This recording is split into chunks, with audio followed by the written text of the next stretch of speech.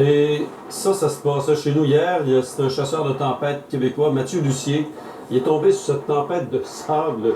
Je crois que c'est à Saint-Édouard, en tout cas c'est à Montérégie, là, un phénomène qui est habituellement causé par des forts vents et des sols arides. On va s'entretenir avec lui. Bonjour, Monsieur Lucier. Bonjour. Ben oui, honnêtement, c'est rare qu'on voit ça au Québec, là.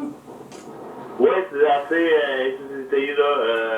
C'est créé parce qu'il n'y avait pas de végétation, c'était juste du sable. Puis c'est ça qui a provoqué la tempête de sable, là. Vous êtes, en fait, là, vous êtes un chasseur de tempête, comme on dit, depuis, quoi, 6-7 ans, je pense. Oui, Oui, allez-y. oui, depuis 2005. OK, mais tu sais, il faut être dans le secteur là, quand ça se produit. Là. Vous étiez là. Est-ce que vous vous attendiez à ça ou quoi? Pas vraiment. Moi, je suis parti de chez nous pour vers le sud du Québec parce qu'il annonçait des risques d'orage. C'était faible, mais c'était quand même là. Fait que j'ai décidé d'aller dans ce coin-là. Puis, à un moment donné, j'ai vu ça au loin. J'ai vu en premier, je pensais que c'était un feu. Puis, je me suis vraiment rapproché. Puis, en me rapprochant, ben là, j'ai vu que là, c'était vraiment... il y avait des vents assez puissants en avant de la ligne de précipitation qui faisaient soulever la poussière au loin, là. OK, donc, sur le coup, vous pensez que c'est un incendie. Vous êtes à quoi à ce moment-là? Quelques kilomètres des lieux ou...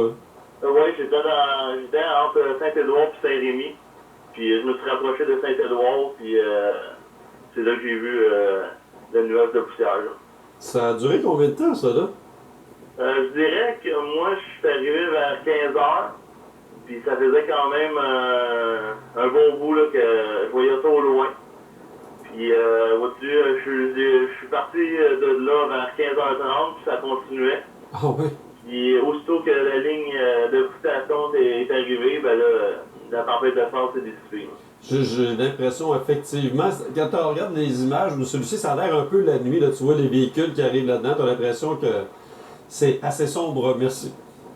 Ouais, c'est ça, sur la 219, là, il y avait beaucoup de voitures qui étaient sur les hagards parce qu'ils se demandaient qu'est-ce qui se passait en ce moment, là.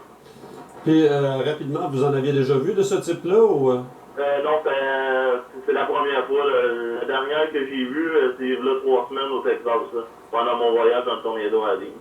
Au Texas, vous avez vu des images qui nous sont parvenues ce matin. C'est assez triste de ce côté-là, hein?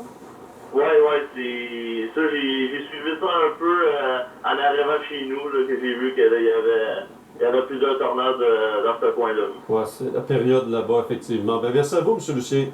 C'est moi qui vous remercie. OK, au revoir. Au revoir. Martin Lucier. Donc, il y a un